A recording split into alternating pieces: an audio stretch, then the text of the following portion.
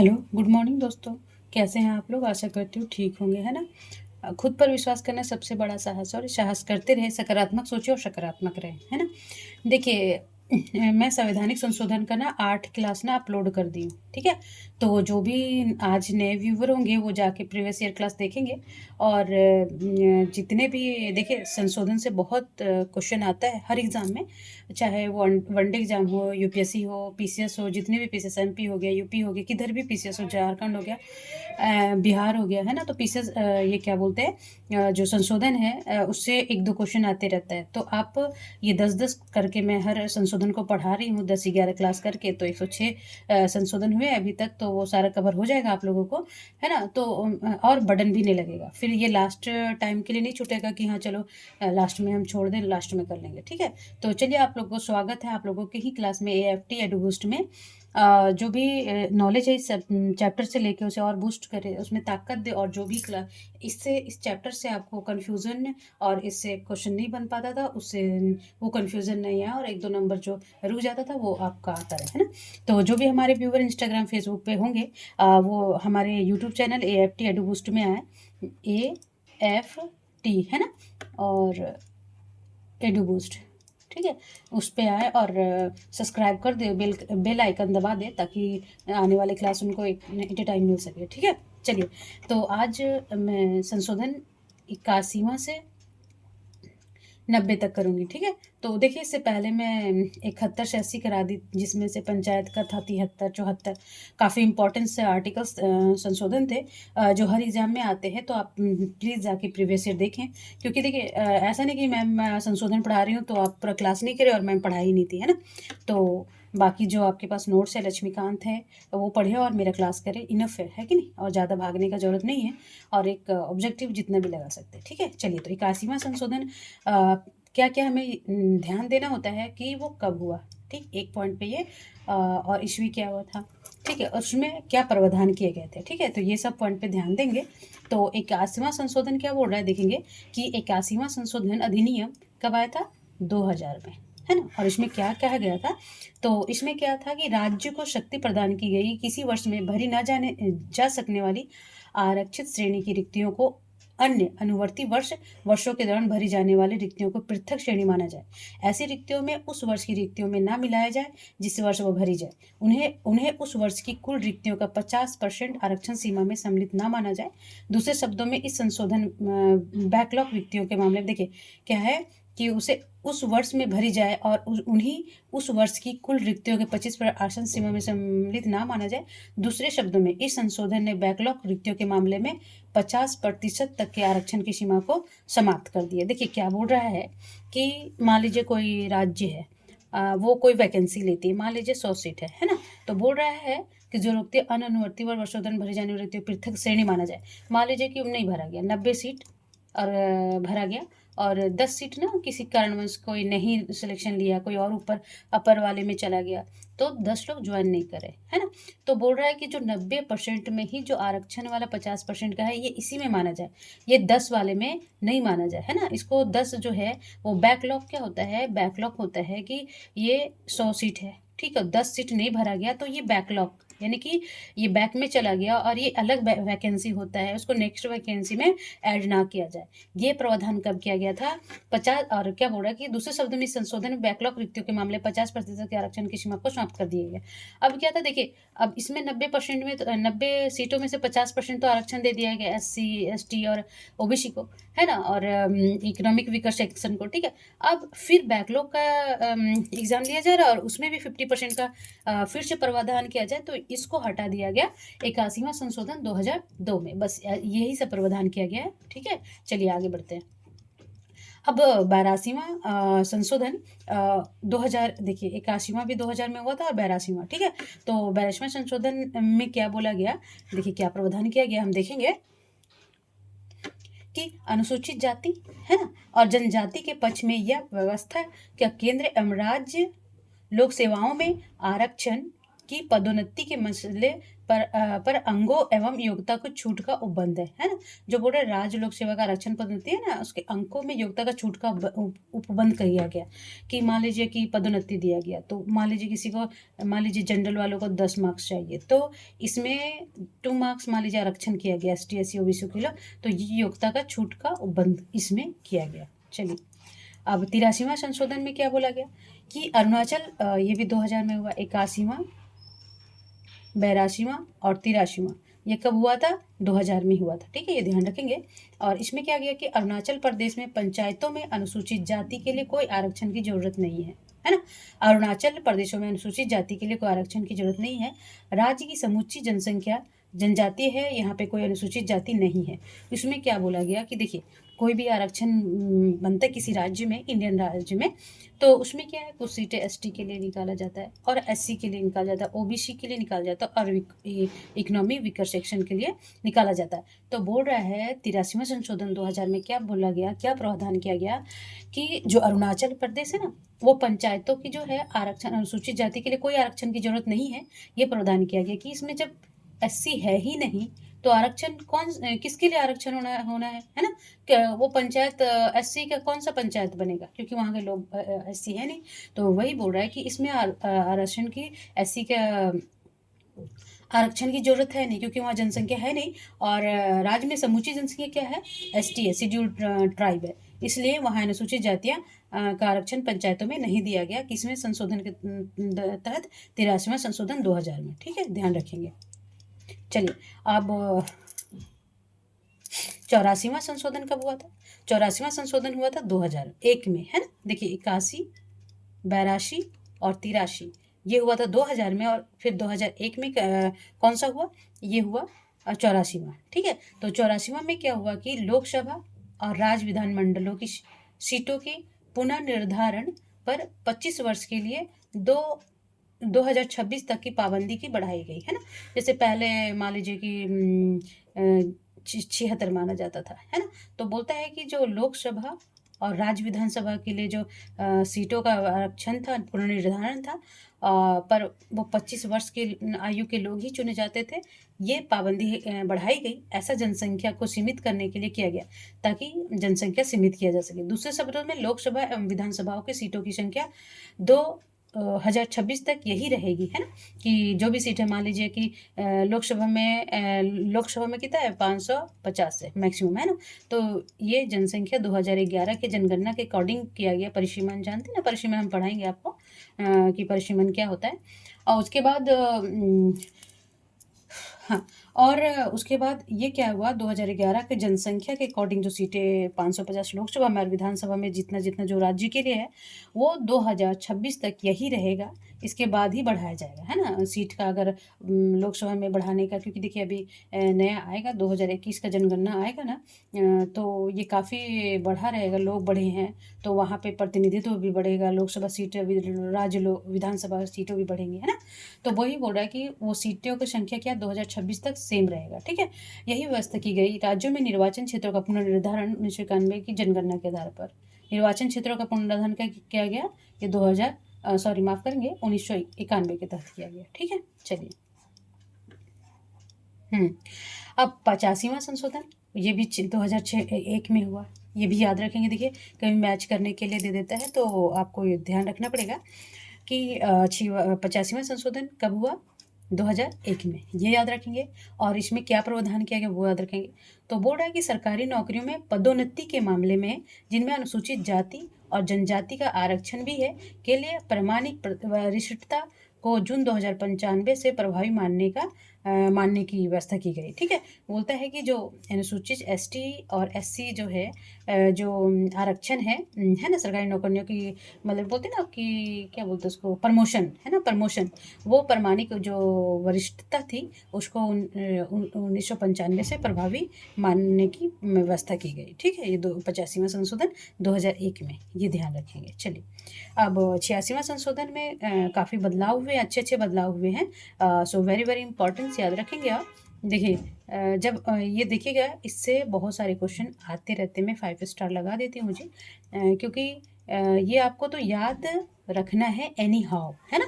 तो इसमें क्या क्या प्रावधान पहले हम देखेंगे कि आप ना डीपीएसपी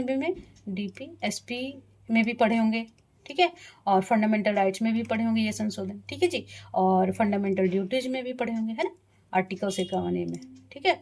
तो अभी क्या बोल रहा है कि 86वां संशोधन 2002 में क्या प्रावधान किया गया। पहला प्रावधान क्या था कि प्रारंभिक शिक्षा को मूल अधिकार बनाया गया, है ना, कि जो प्रारंभिक शिक्षा स्कूली शिक्षा है बच्चों का उसको क्या फंडामेंटल राइट्स बनाया गया।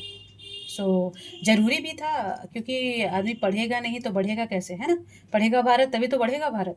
तो वही बोलते हैं कि प्रारंभिक शिक्षा का मूल अधिकार बनाया गया। ये कौन से कभी कभी डायरेक्ट क्वेश्चन पूछ सकता है कि प्रारंभिक शिक्षा को मूल अधिकार किस संशोधन के तहत बढ़ाया गया, है ना। तो याद रखेंगे 86वां संशोधन 2000 में, ठीक है। और नया अनुच्छेद देखिए 21 का, 21 तो था जीवन जीने का अधिकार, है ना, फंडामेंटल राइट्स। अब का की घोषणा की गई, उसमें एक का सब क्लॉज जोड़ दिया गया, क्लॉज जोड़ दिया गया, इसके बाद क्लॉज सब क्लॉज होता है, ठीक है। घोषणा की गई और राज्यों की 6 से 14 वर्ष तक के बच्चों के लिए निःशुल्क, देखिए याद रखेंगे, निःशुल्क कोई भी फी नहीं लिया जाएगा, प्रारंभिक शिक्षा की व्यवस्था करनी चाहिए। प्रत्येक राज्यों को क्या होगा कि वो 6 से 14, देखिए ये भी याद रखना है, ये याद रखना है, ये याद रखना है, और ये याद रखना है कि इसमें क्या क्या वेरी वेरी इंपॉर्टेंस, क्योंकि काफ़ी अच्छे अच्छे बदलाव हुए हैं इसमें। तो 21 एक का जोड़ा गया 86वां संशोधन 2000 में। फिर 6 से 14 साल के बच्चों को प्रारंभिक शिक्षा को निःशुल्क बनाया गया जी। सो वेरी वेरी इंपॉर्टेंस, प्रारंभिक शिक्षा की व्यवस्था करनी चाहिए। और क्या बदलाव हुआ जी, आगे देखते हैं, है ना। देखिए संशोधन पढ़ने में आपका मेंस में भी काम आएगा जी। ऐसा नहीं कि अब अगर मान लीजिए कि एजुकेशन पे लिखना तो ये पॉइंट लिखेंगे तो आपका प्लस पॉइंट आएगा। तो इसी तरह तो क्या होता है, टॉपर क्या करते हैं, हम जैसे ही होते हैं, बट उसमें ये सब जो उनके पास नॉलेज है ना, तो उसको कहाँ फिट बैठाना है ना, तो उस उनको पता होता है ना। तो यही कला आता है उनको, और इसीलिए उनका आंसर काफ़ी अच्छा हो जाता है, प्लस पॉइंट मिलता है और टॉप हो जाते हैं और आईएएस भी पा लेते हैं, है ना, डीएमबी एसडीएमबी, है ना। तो चलिए, और प्रावधान क्या गया कि निर्देशक तत्वों के मामलों में अनुच्छेद 45 की विषय वस्तु बदली गई, है ना। देखिए जो निर्देशक तत्व है डीपीएसपी है, जो आर्टिकल्स 45 है, उसमें कुछ विषय वस्तु बदली गई। अब क्या बदलाव हुआ कि राज्य सभी बालकों को 14 वर्ष की आयु पूरी होने तक, है ना, वो जब 14 वर्ष तक क्या करेगा राज्य कि पूरी होने तक निःशुल्क, है ना, और अनिवार्य शिक्षा देने के लिए उपबंध कराने का प्रयास करेगा। देखिए अनिवार्य है, सो वेरी इंपॉर्टेंट, है ना। तो ये भी डीपीएसपी में आर्टिकल्स 45 के तहत 14 वर्ष के बच्चों को तक के बच्चों को निःशुल्क और अनिवार्य शिक्षा, ये दोनों पॉइंट याद रखेंगे, ठीक है। कभी कभी यूपीएससी में पूछ देता है कि ये दोनों है कि नहीं, है ना, तो कहाँ कहाँ याद रखने का पड़ेगा, तो देने का बंद का प्रयास करेगा, ठीक है। अब तीसरा क्या बोल रहा है देखेंगे आगे कि अनुच्छेद 51 का बताए थे ना, फंडामेंटल ड्यूटीज, निर्देशक तत्व, ये है मौलिक कर्तव्य, है ना, कि क्या बोल रहा है कि अनुच्छेद 51 के का के तहत एक नया मूल कर्तव्य जोड़ा गया, है ना। सो वेरी इंपॉर्टेंस, उसमें क्या जोड़ा गया जी, जिसे पढ़ा गया यह हर भारतीय नागरिक का कर्तव्य हो गया। हर भारत के नागरिक, मान लीजिए कि आप पेरेंट्स बन गए, माता पिता बन गए, तो आपका भी कर्तव्य होगा कि अपने बच्चों को, नागरिक का कर्तव्य होगा कि वो अपने बच्चों को, चाहे वह उसके माता पिता हो या अभिभावक हो। मान लीजिए कि माता पिता, मान लीजिए कोई बच्चे के माता पिता नहीं है, चाचा हैं या लड़कियां हैं तो आप बड़ी बहन हैं, तो अभिभावक हो गए, तो आपका कर्तव्य क्या होगा जी कि 6 से 14 वर्ष की उम्र के तक की शिक्षा सुविधा उपलब्ध कराएं। ये आपका मौलिक कर्तव्य, फंडामेंटल ड्यूटीज है, ठीक है। तो ये 86वां संशोधन और आर्टिकल्स 51 का एक, सो वेरी वेरी इंपॉर्टेंस, ये बहुत इंपॉर्टेंस बदलाव हुए, तीनों के तीनों पॉइंट तो याद रखेंगे। चलिए अब आगे बढ़ते हैं। अब 87वां 87वां बोलेंगे हम, 87वां संशोधन 2003 में आया, ठीक है। अब इसमें क्या प्रावधान किए गए कि क्षेत्रीय निर्वाचन क्षेत्रों के पुनर्निर्धारण के आधार पर 2001 की जनगणना के आधार पर होगा, ना कि 1991 का, ठीक है। जो क्षेत्रीय निर्वाचन क्षेत्र थे जो कब माने जाते थे, ये माने जाते थे 1991, ठीक है। तो अब क्या किया गया कि जनगणना जैसे 84वां संशोधन अधिनियम 2 की व्यवस्था की गई थी, है ना। तो उसमें क्या किया गया, 87वां संशोधन ला के कि जो क्षेत्रीय निर्वाचन क्षेत्र होते थे वो उनका आधार वर्ष कब माना जाता था, 1991। तो अब क्या किया गया, 2001 में 2001 को माना गया, ठीक है। चलिए अब 88वां संशोधन में क्या किया गया, देखिए 88वां संशोधन 2003 में ही आया।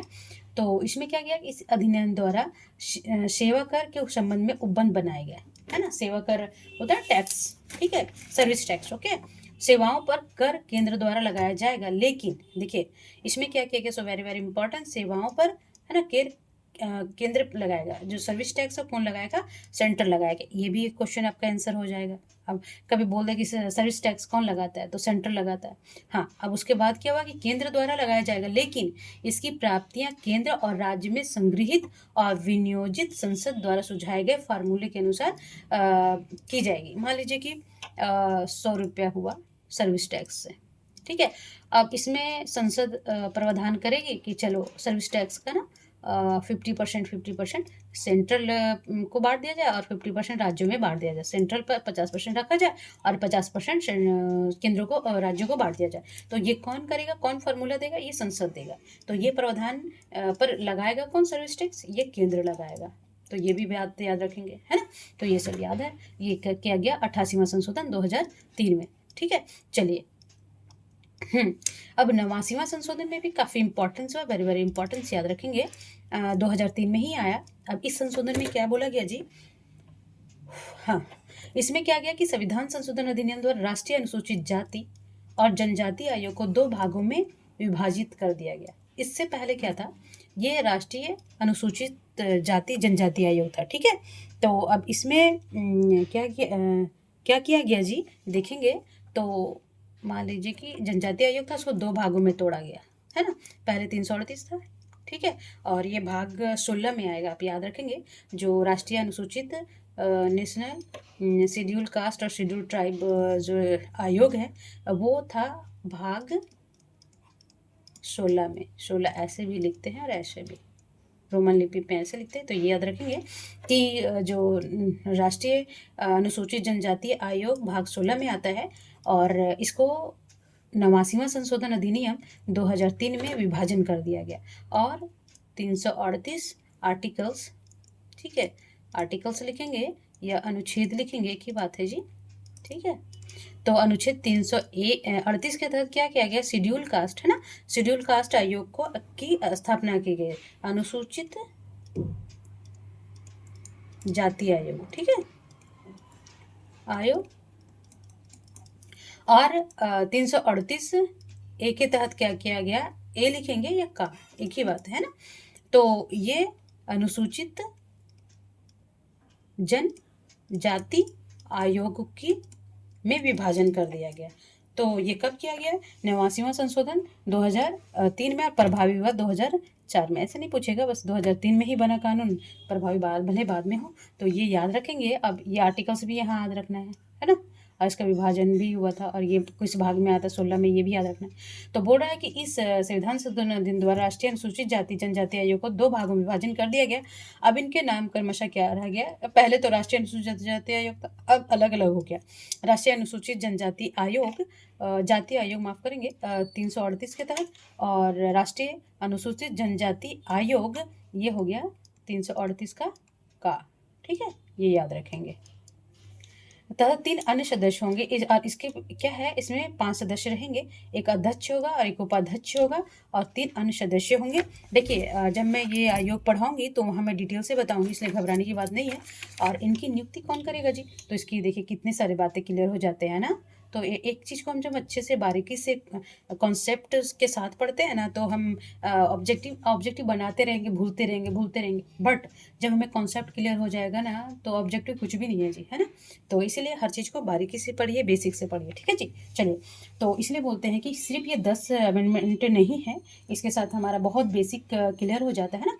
तो वही देखेंगे कि इसके साथ और क्या किया गया, कि दोनों आयोग में एक अध्यक्ष होगा, ठीक है, और एक उपाध्यक्ष होगा, 3 अन्य सदस्य होंगे। मतलब कि कुल कितने सदस्य वाला है, ये 5 सदस्य वाला। और इसकी नियुक्ति कौन करेगा जी, तो राष्ट्रपति करेंगे, ये भी ध्यान रखना है ना। चलिए, अब थोड़ा यहाँ ध्यान देंगे, दिख रहा है। हाँ, इसमें 90 संविधान संशोधन अधिनियम 2003 में क्या बोला गया, कि यह संविधान संशोधन असम में बोडोलैंड, ठीक है, टेरिटोरियल एरियाज डिस्ट्रिक्ट से असम विधानसभा में अनुसूचित जनजातियों और गैर अनुसूचित जनजातियों के लिए पूर्व निर्धारित प्रतिनिधित्व को कायम रखा गया। जो पहले था उसी को कायम रखा गया। कौन सा? 1990 में। चलिए, तो अब हम थोड़ा सा यहाँ ध्यान देने योग्य बातें हैं कि ये है अपना इंडिया, है ना। यहाँ देखिए, ये है आपका इंडिया। ओके, देखिए मैप पे नहीं जाए, पर पता चल रहा है ना, ये नॉर्थ ईस्टर्न है, ठीक है।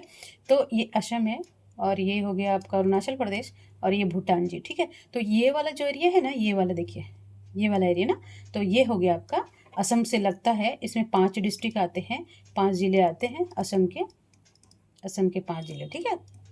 तो ये बोडोलैंड कहलाता है। आप कभी बोडोलैंड के बारे में पढ़ लिखना है तो लिख लीजिएगा। ये भूटान हो गया आपका, और ये असम का पोर्शन हो गया, और जो भूटान से लगता है ना, ये ध्यान रखेंगे। और तो ये वाला क्या हो गया? बोडोलैंड। तो जो 90 संविधान संशोधन के तहत क्या किया गया कि जो विधानसभा का अनुसूचित जातियों और गैर अनुसूचित जातियों के लिए प्रतिनिधित्व था वो सेम रखा गया। तो मैं थोड़ा यहाँ बोडोलैंड के बारे में बताना चाहूँगी कि बोडोलैंड ये असम का भाग है, असम डिस्ट्रिक्ट का है। ये 5 जिले हैं। इसमें थोड़ा सा याद रख लेंगे कि कौन कौन से डिस्ट्रिक्ट आते हैं। कोकराझार,